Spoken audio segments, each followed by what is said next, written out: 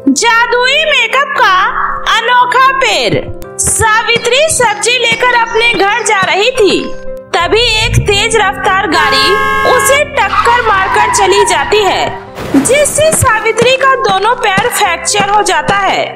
सावित्री अपनी बेटी गौरी के साथ एक छोटे से घर में रहती थी। गौरी जब बहुत छोटी थी तभी उसके पिता का देहांत हो गया, जिसके बाद घर की सारी जिम्मेदारी सावित्री के कंधे पर आ जाती है। सावित्री बहुत ही अच्छा सिलाई करना जानती थी और वो अब सिलाई करके किसी तरह से अपना और अपनी बेटी का पेट पाल रही थी। लेकिन सावित्री के जीवन में इससे भी कुछ ज्यादा बुरा होना लिखा था। माँ, ये आपको क्या हुआ माँ? माँ, मैं आपको कुछ नहीं होने दूंगी। देखना, मैं जल्दी ही खूब सारे पैसे कमाकर शहर के अच्छे हॉस्पिटल में आपका इलाज करवाऊंगी और आप जल्दी से ठीक हो जाओगी। मुझे माफ कर दे बेटी, अब मैं कुछ नहीं कर सकती। किस्मत से बेबस तो शुरू से ही थी, लेकिन अब भगवान ने मुझे लाचार भी बना दिया। ये दिन देखने से अच्छा होता कि मैं मर जाती। माँ, ऐसा मत बोलो। अगर आपको कुछ हो गया फिर मेरा क्या होगा? आपके सिवा भला मेरा कौन है? खबरदार, खबरदार माँ, हमसे मरने की बात की तो मैं हूँ ना, मैं सब सही कर दूंगी। अब आपकी ये बेटी बड़ी हो चुकी है, अब आप आराम करिए, मैं आपके लिए खाना लेकर आती हूँ। उसके बाद गौरी किचन में जाती है। रसोई में राशन के सारे डब्बे खाली पड़े थे। घर में तो अन्न का एक दाना तक नहीं है, अब मैं माँ को क्या खिलाऊं? गौरी पड़ोस वाली काकी से थोड़ा आटा मांगकर अपनी माँ के लिए रोटी बना देती है। ऐसे ही कुछ दिन बीत जाते हैं। तभी एक दिन उसके घर कावेरी आती है। सावित्री, ओ सावित्री, कहाँ हो? क्या तुम्हें नहीं पता कल मेरी बेटी की शादी है और अभी तक तू मेरे घर लहंगा देने नहीं आई? अब देख सावित्री, तू तो अपनी बेटी की शादी करने से रही, तुझे तो अपनी बेटी को जीवन भर अपने घर की नौकरानी बनाकर रखना है तो रख मेरी बला से, लेकिन मेरी बेटी की शादी में अड़चन क्यों डाल रही है? अरे कावेरी बहन, ये आप क्या बोले जा रही हो? और नहीं तो क्या कहूँ, 1 महीने से मेरी बेटी का लहंगा तेरे पास रखा हुआ है। अरे सिलना नहीं था तो पहले ही बोल देती। अरे काकी, ये लो ठंडा पानी पियो और बैठ जाओ। आपकी बेटी का लहंगा तैयार है, मैं आज आपके घर लहंगा लेकर आने ही वाली थी। शुक्र है भगवान का, मुझे तो लगा था कल मेरी बेटी की शादी बिना लहंगे की ही होगी। दिखा तो जरा कैसा सिला है। अरे वाह, बहुत ही सुंदर लहंगा सिला है। ये लहंगा पहनकर तो मेरी बेटी एकदम राजकुमारी लगेगी। कितने पैसे हुए? 500 रुपए हुए काकी। अरे पागल हो गई है क्या? एक तो 1 महीने के बाद ये लहंगा सिली है, ऊपर से इतना ज्यादा पैसे मांग रही है। अरे थोड़ी मेहनत ही तो लगी है, कोई हीरे मोती थोड़ी न जरे हैं तुमने इस पे। अरे काकी, मैंने तो बहुत कम कीमत बताया है, इतने कम में लहंगा कोई नहीं सिलता। बस कर, रत्ती भर की तो है लेकिन जुबान इतनी लंबी है। ये ले 300 रुपए पकड़ और चुपचाप रख ले। नहीं काकी, इतने कम में नहीं होगा। देख रही हो सावित्री, तेरी बेटी कैसे मुझसे पटर पटर जवान लड़ा रही है। अरे क्या यही सिखाया है तुमने? कोई बात नहीं गौरी बेटा, रख ले। काकी, बेटी की शादी का लहंगा है इसलिए 300 रुपए ले रही हूँ। उसके बाद गौरी मुंह बनाते हुए 300 रुपए ले लेती है और कावेरी वहाँ से चली जाती है। माँ, आप क्यों इतने कम पैसों में मान गई? इतनी महंगाई में 300 रुपए में क्या ही होता है? जाने दे बेटी, अब गांव में रहकर गांव के लोगों के साथ दुश्मनी नहीं ले सकते। आखिर इन्हीं लोगों की वजह से तो हमारा घर चल रहा है। इन लोगों की वजह से नहीं माँ, अपनी मेहनत की वजह से। अब आप आराम करिए, मैं इन पैसों से आपकी दवाई और घर का कुछ सामान ले आती हूँ। मैं बहुत बदनसीब माँ हूँ बेटी, मुझे अभी तक तेरी शादी करके तुझे अपने घर भेज देना चाहिए था, तो मैं तुझे अपने घर बैठा रखी हूँ। ठीक ही तो कह रही थी कावेरी, आज उसकी बेटी की भी शादी हो जाएगी, पता नहीं तेरी बारात कब आएगी। अब तो बस यही एक सपना बचा है, तुझे खुशी खुशी अपने घर विदा कर दूं, उसके बाद आराम से तेरे बाबा के पास चली जाऊं। माँ, आप फिर से शुरू हो गई। मैंने आपसे कितनी बार कहा है मुझे अभी शादी नहीं करनी, और शादी करूंगी भी तो ऐसे लड़के से करूंगी जो मेरे साथ साथ आपको भी अपने घर में रखे। चल पगली, ऐसा भी भला होता है। ऐसे ही दिन बीत रहे थे। एक दिन गौरी की सहेली सरिता उससे कहती है, अच्छा तो तू यहाँ बैठी है, मैं न जाने कब से तुझे ढूंढ रही हूँ, अब जल्दी चल। लेकिन कहाँ सरिता?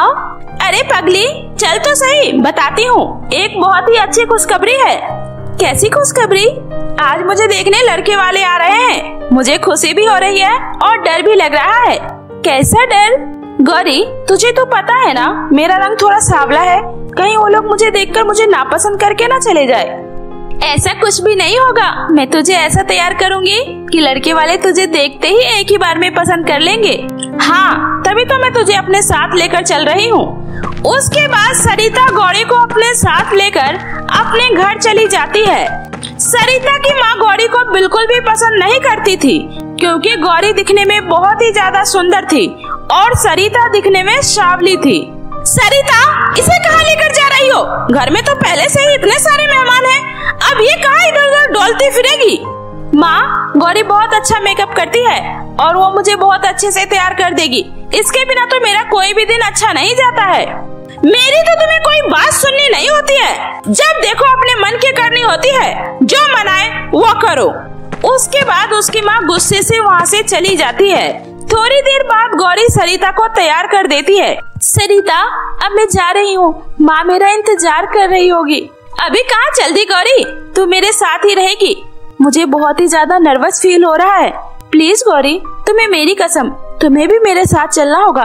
और ये क्या, ये तुमने क्या पुराना सा कपड़ा पहन रखा है? ये ले, तू मेरा ये नया वाला गाउन पहन ले, ये तुम पे बहुत ही प्यारा लगेगा।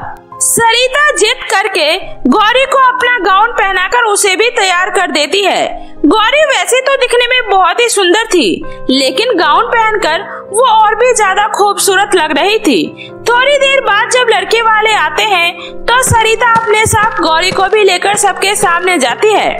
अरे बहन जी, कहाँ है आपकी बेटी? बुलाइए उसे बाहर। लीजिए बहन जी, आ गई। लड़के वालों की नजर तो बस गौरी को ही देखे जा रही थी। जी, ये मेरी बेटी सरिता है। घर के हर एक काम में निपुण सर्वगुण संपन्न है मेरी बेटी। आपको कुछ पूछना है तो पूछ सकते हैं। हाँ सरिता, बेटा आप कौन हो? जी, मैं सरिता की सहेली गौरी हूँ। बेटा, आपके घर में और कौन कौन है? मैं और मेरी माँ रहते हैं साथ में। उसके बाद लड़के की माँ लड़के से कुछ बात करती है और फिर कहती है, देखिए बहन जी, शादी जैसा रिश्ता एक बार जुड़ता है और मेरे बेटे को गौरी बहुत ही ज्यादा पसंद आई है और हमें भी। आपकी बेटी भी बहुत अच्छी है, लेकिन हमें जैसी बहू की तलाश थी वो सब गुण हमें गौरी में नजर आता है। ये कैसा मजाक है? आप लोग यहाँ मेरी बेटी को देखने आए थे और अब पसंद गरीब और अनाथ लड़के को करके जा रहे हैं। अरे ये लोग बहुत ही ज्यादा गरीब हैं। ये लोग आपको दहेज में एक फूटी कौड़ी नहीं देंगे, ऊपर से इसकी गरीब बीमार माँ का खर्चा भी आप लोगों को ही उठाना पड़ेगा। अरे बहन जी, हम यहाँ अपने बेटे की शादी करने आए हैं, सौदा करने नहीं। हमें दहेज नहीं चाहिए, हमें तो एक संस्कारी और सुंदर बहू चाहिए जो हमें मिल गई। अब हमें माफ करिएगा, हमें आप जैसे सोच रखने वालों के घर से कोई रिश्ता नहीं रखना। चलो बेटे और बेटी गौरी, हम आपकी माँ से मिलने जरूर आएंगे। उसके बाद लड़के वाले वहाँ से चले जाते हैं। देख लिया ना अपनी इस नागिन दोस्त की हरकत। तुझे तो मेरी बात समझ में नहीं आती, अब भुगत। अरे कैसे तेरे घर बसने से पहले ही तेरी इस नागिन मनोज दोस्त ने तेरा घर उजाड़ दिया। जिस बात का मुझे डर था आखिर वही हुआ। अरे मुझे तो उसी वक्त तुझे धक्का देकर घर से निकाल देना चाहिए था। माँ, आप ये क्या बोले जा रही हो? गौरी मेरी दोस्त है और जो कुछ भी हुआ उसमें गौरी की कोई गलती नहीं है। गौरी तो वहाँ जाना भी नहीं चाहती थी, मैं ही उसे कसम देकर अपने साथ ले गई थी। और माँ, रिश्ते दिल से जुड़ते हैं, ना कि जबरदस्ती से। तुझे समझाना तो समझ से ही परे है। इतना बोलकर सरिता की माँ वहाँ से चली जाती है। गौरी, मैं तुम्हारे लिए बहुत खुश हूँ। सरिता, मुझे माफ करना, इन सब में मेरी कोई गलती नहीं थी। मैं तुम्हारे घर को तोड़ने का सपने में भी नहीं सोच सकती। मैं कभी उस लड़के से शादी नहीं करूँगी। अरे पगली, राज बहुत ही अच्छा लड़का है और खबरदार, जो तुमने उसकी माँ को शादी के लिए मना किया तो मुझसे बुरा कोई नहीं होगा। तुम तुम इस शादी के लिए मना नहीं करोगी, तुम्हें मेरी कसम। उसके बाद गौरी वहाँ से जाने लगती है। तभी छत से सरिता की माँ गर्म गर्म उबलता हुआ पानी गौरी के ऊपर डाल देती है, जिससे गौरी का चेहरा बुरी तरीके से जल जाता है।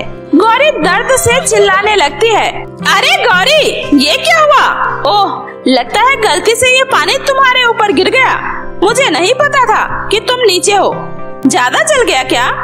माँ, अब देखकर काम नहीं कर सकती हो क्या? अरे अरे, ये आपने गौरी की क्या हालत कर दी है? गौरी रोते रोते वहाँ से चली जाती है और एक पेड़ के नीचे बैठकर रोने लगती है। हे भगवान, ये मेरे चेहरे में इतना जलन क्यों हो रहा है? मेरे पास तो माँ के इलाज के लिए भी पैसे नहीं है। अब मैं चेहरे के जलन के लिए दवाई कहाँ से लेकर आऊंगी? अब मैं अपने चेहरे को कैसे ठीक करूंगी? अब तो मेरी शादी होने जा रही थी। हे भगवान, अब मैं क्या करूं? अब ऐसा जला हुआ चेहरा लेकर मैं कैसे किसी को अपना मुंह दिखाऊंगी? हे भगवान, अब तुम ही कोई चमत्कार करो। तभी जैसे ही गौरी की आंखों से आंसू नीचे पेड़ के जड़ में गिरता है, वैसे ही वो पेड़ चमक उठता है और उस पेड़ में से एक आवाज आती है, घबराओ नहीं बेटी, रोना बंद करो। अब से तुम्हारे जिंदगी के सारे कष्ट दूर हो जाएंगे। कौन है आप? मैं एक जादुई मेकअप का पेड़ हूँ। आज तुम्हारे इन पवित्र आंसू ने मुझे फिर से जिंदा कर दिया। मैं वर्षों से यहाँ साधारण पेड़ बनकर रहा था। बेटी, मेरे पेड़ में से एक मेकअप तोड़कर अपने पास रख लो। इस मेकअप को लगाते ही तुम्हारे सारे कष्ट दूर हो जाएंगे। ये सुनकर गौरी खुशी खुशी उस पेड़ से जादुई मेकअप तोड़ लेती है। आपका बहुत बहुत धन्यवाद जादुई मेकअप के पेड़, आपने मेरी बहुत मदद की। और जैसे ही गौरी उस मेकअप को अपने चेहरे पर लगाती है, वैसे ही उसका चेहरा फिर से खिल उठता है और वो खुशी खुशी घर आ जाती है। तभी वो देखती है कि उसकी माँ बिस्तर पर पड़ी दर्द से तड़प रही है। काश मेरे पास इतना पैसा होता जिससे मैं अपनी माँ की सबसे अच्छी हॉस्पिटल में इलाज करा पाती। गौरी के इतना कहते ही वहाँ पर ढेर सारे पैसे आ जाते हैं। अरे ये पैसे, इसका मतलब ये जादुई मेकअप से मैं जो भी कुछ मांगूंगी मुझे वो सब मिल जाएगा। हे जादुई मेकअप, मेरी माँ को ठीक कर दो। गौरी के इतना कहते ही उसकी माँ सावित्री ठीक हो जाती है। जादुई मेकअप, अब मैं चाहती हूँ कि मेरी शादी करके जाने के बाद मेरी माँ को किसी भी तरह की कोई तकलीफ नहीं हो। तुम हमेशा मेरी माँ का अच्छे से ख्याल रखना जादुई मेकअप।